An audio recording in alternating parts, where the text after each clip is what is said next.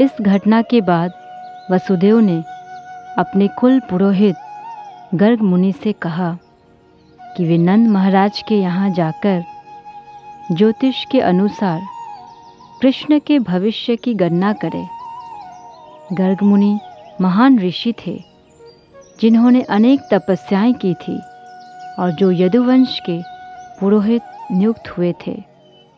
जब गर्ग मुनि नंद महाराज के यहाँ पहुँचे तो वे उन्हें देखकर परम प्रसन्न हुए और तुरंत ही हाथ जोड़कर खड़े हो गए तथा उन्होंने उनका सादर अभिवादन किया। उन्होंने गर्ग मुनि का इस भाव से स्वागत किया मानो कोई ईश्वर या श्री भगवान की पूजा कर रहा हो। उन्होंने उन्हें उत्तम साधन दिया और जब वे बैठ गए उनका हार्दिक स्वागत किया। उन्हें अत्यंत विनम्र भाव से संबोधित करते हुए नंद महाराज ने कहा, हे ब्राह्मण, इस गृहस्थ के घर आपका आगमन केवल प्रकाश प्रदान करने के लिए हुआ है। हम सदैव गृहस्थी के कार्यों में लगे रहते हैं, जिससे आत्म साक्षात्कार के वास्तविक कार्य के लिए हमें अवसर ही नहीं मिल पाता। हमारे घर में आपका पदार्पण हमें आध्यात्मिक जीवन के विषय में किंचित प्रकाश प्रदान करने के निमित्त हुआ है।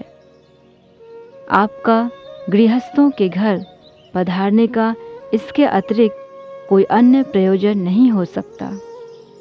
वास्तव में किसी साधु पुरुष या ब्राह्मण का ऐसे गृहस्थों के घर जाने का कोई प्रयोजन नहीं है जो निरंतर आर्थिक क्रियाकलापों या धन में व्यस्त रहते हैं। साधु पुरुषों तथा ब्राह्मणों का गृहस्थ के घर जाने का कारण केवल उसे प्रकाश प्रदान करना होता है। यदि कोई यह पूछे कि गृहस्थ जन ज्ञान प्राप्ति के लिए किसी साधु पुरुष या ब्राह्मण के पास क्यों नहीं जाते, तो इसका उत्तर यही होगा कि गृहस्थ जन अत्यंत संकुचित हृदय वाले होते हैं। सामान्यतया गृहस्थ जन सोचते हैं कि उनका प्रधान कार्य पारिवारिक मामलों में व्यस्त रहना है और आत्म साक्षात्कार या आध्यात्मिक ज्ञान का प्रकाश गौण है। केवल दयावश ही साधु पुरुष तथा ब्राह्मण जन गृहस्थों के घर जाते हैं। नंद महाराज ने गर्ग मुनि को ज्योतिष विज्ञान का सबसे बड़ा पंडित कहकर संबोधित किया। सूर्य या चंद्र ग्रहण जैसी घटनाओं के विषय में फलित ज्योतिष की भविष्यवाणियां आश्चर्यजनक गणनाएं हैं और इसी विज्ञान विशेष के द्वारा मनुष्य भविष्य को स्पष्ट रूप से समझ सकता है। गर्ग मुनि इस ज्ञान में पटु थे। इस ज्ञान के द्वारा यह जाना जा सकता है कि मनुष्य के विगत कर्म क्या थे, जिसके परिणाम स्वरूप मनुष्य इस जीवन में सुख या दुख भोग सकता है। नंद महाराज ने गर्ग मुनि को सर्वश्रेष्ठ ब्राह्मण भी कहा। ब्राह्मण वह है जो परमेश्वर के ज्ञान में दक्ष हो। परमेश्वर के ज्ञान के बिना मनुष्य ब्राह्मण नहीं माना जा सकता। इस प्रसंग में प्रयुक्त सही शब्द ब्रह्मविदाम है, जिसका अर्थ है वे पुरुष जो परमेश्वर को भली भांति जानते हैं। एक दक्ष ब्राह्मण अन्य उपजातियों, क्षत्रिय तथा वैश्यों को सुधारने की सुविधाएं प्रदान कर सकता है। शूद्र कोई संस्कार संपन्न नहीं करते। ब्राह्मण को क्षत्रिय तथा वैश्य का गुरु या पुरोहित माना जाता है। नंद महाराज जाति के वैश्य थे और वे गर्ग मुनि को सर्वोच्च ब्राह्मण मानते थे। अतः उन्होंने अपने दोनों धर्मपुत्रों कृष्ण तथा बलराम को संस्कार कराने के लिए उन्हें समर्पित किया। नंद महाराज ने कहा कि न केवल इन दोनों बालकों को अपितु सारे मनुष्यों को चाहिए कि जन्म के पश्चात किसी योग्य ब्राह्मण को अपना गुरु बनाए। इस प्रार्थना पर गर्ग मुनि ने उत्तर दिया, वसुदेव ने मुझे इन बालकों का विशेष रूप से कृष्ण का संस्कार कराने के लिए भेजा है। मैं उनका कुल पुरोहित हूँ और अगर मैं इनको संस्कार कराऊं तो संयोगवश यह लगेगा कि कृष्ण देवकी के पुत्र हैं। अपनी फलित ज्योतिष गणना से गर्ग मुनि समझ गए थे कि कृष्ण देवकी के पुत्र हैं, किंतु नंद इससे सर्वथा अनजान थे। परोक्ष रूप से उन्होंने यह कहा कि कृष्ण तथा बलराम दोनों वसुदेव के पुत्र थे। बलराम वसुदेव के पुत्र रूप में विख्यात थे, क्योंकि उनकी माता रोहिणी विद्यमान थी, किंतु कृष्ण के विषय में नंद को ज्ञात न था। गर्ग मुनि ने अप्रत्यक्ष रूप से यह प्रकट कर दिया कि कृष्ण देवकी के पुत्र हैं।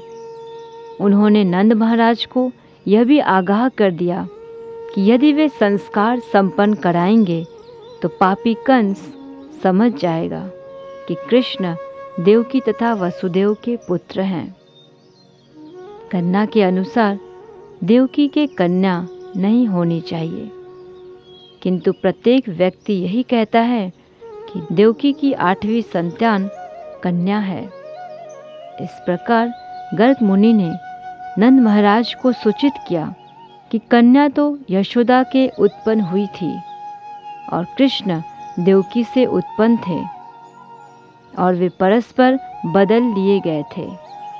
उस कन्या या दुर्गा ने भी कंस को सूचित किया था। उसे मारने वाले बालक ने अन्यत्र जन्म ले लिया है। गर्ग मुनि ने कहा, यदि मैं आपके पुत्र का नामकरण संस्कार करता हूँ और यदि वह उस कन्या द्वारा कंस के प्रति की गई आकाशवाणी को पूरा कर देता है तो संभव है कि वह पापी असुर आकर नामकरण के बाद इस बालक का भी वध कर दे। अतः मैं इन सभी भावी विपत्तियों का उत्तरदायी नहीं बनना चाहता। गर्ग मुनि के वचन सुनकर नंद महाराज बोले, यदि ऐसी आशंका है, अच्छा होगा कि नामकरण संस्कार का भव्य आयोजन न किया जाए। आपके लिए यही श्रेष्ठकर होगा कि आप केवल वैदिक मंत्रों का उच्चारण करके संस्कार संपन्न करा दें। हम द्विज हैं और मैं तो आपकी उपस्थिति का लाभ उठा रहा हूँ। अतः बिना धूम धड़ाका के नामकरण संस्कार संपन्न करा दे। नंद महाराज नामकरण संस्कार को गुप्त रखना चाहते थे, किंतु यह भी चाह रहे थे कि गर्ग मुनि यह संस्कार संपन्न करें। जब नंद महाराज ने इतनी उत्सुकता के साथ गर्ग मुनि से प्रार्थना की तो उन्होंने गुप्त रूप से नंद की गौशाला में नामकरण संस्कार संपन्न किया। उन्होंने नंद को बताया कि रोहिणी पुत्र बलराम अपने परिवार वालों तथा परिजनों के लिए अत्यंत मोहक होगा, अतः राम कहलाएगा। भविष्य में वह अद्वितीय बलशाली सिद्ध होगा, अतः बलराम कहलाएगा। गर्ग मुनि ने आगे बताया, चूँकि आपके कुल तथा यदुकुल में घनिष्ठ संबंध है, अतः उस बालक का एक नाम संकर्षण भी होगा। इसका अर्थ यह हुआ कि गर्ग मुनि ने रोहिणी के पुत्र के 3 नाम रखे, बलराम, संकर्षण तथा बलदेव।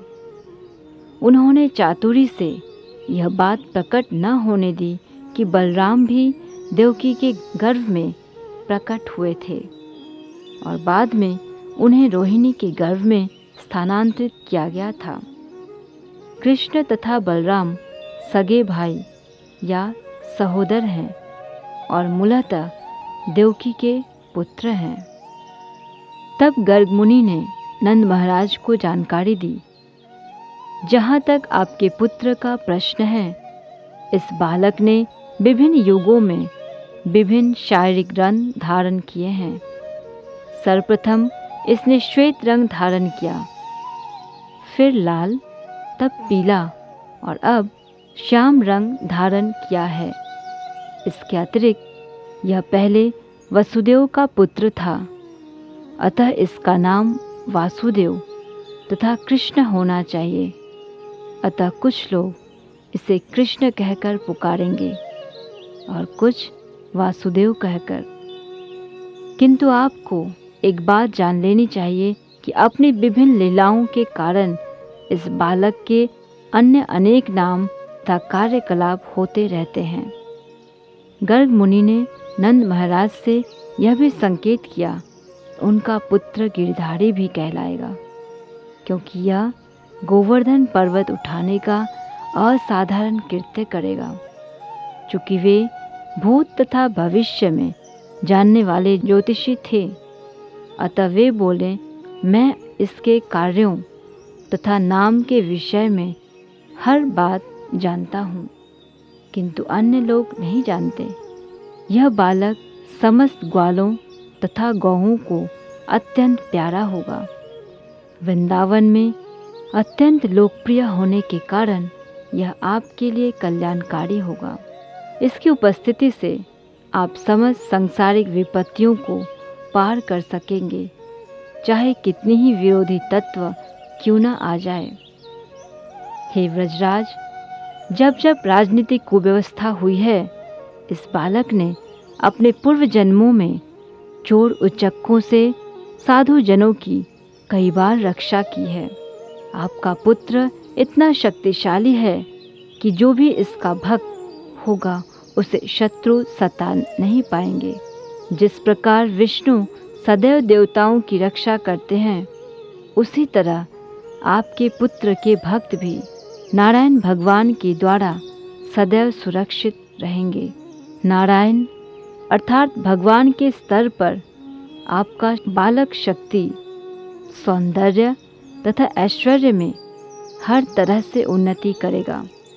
अतः मेरी सलाह है कि आप इसकी सुरक्षा अत्यंत सतर्कता पूर्वक करें, जिससे यह किसी व्यवधान के बिना विकास कर सके। दूसरे शब्दों में गर्ग मुनि ने नंद महाराज को यह भी बताया कि चूंकि वे नारायण के परम भक्त हैं, अतः भगवान नारायण ने उन्हें अपने ही समान पुत्र दिया है। साथ ही गर्ग मुनि ने यह भी संकेत किया, आपके पुत्र को अनेक असुर सताएंगे, अतः सावधान रहे, उनकी रक्षा करे। इस प्रकार गर्ग मुनि ने नंद महाराज को विश्वास दिलाया कि साक्षात नारायण उनके पुत्र बने हैं। उन्होंने अनेक प्रकार से उनके पुत्र के दिव्य गुणों का वर्णन किया। यह जानकारी देकर गर्ग मुनि अपने घर वापस चले आए। नंद महाराज अपने को परम शक्तिशाली व्यक्ति मानने लगा और ऐसा आशीर्वाद प्राप्त करके उन्हें परम संतोष हुआ।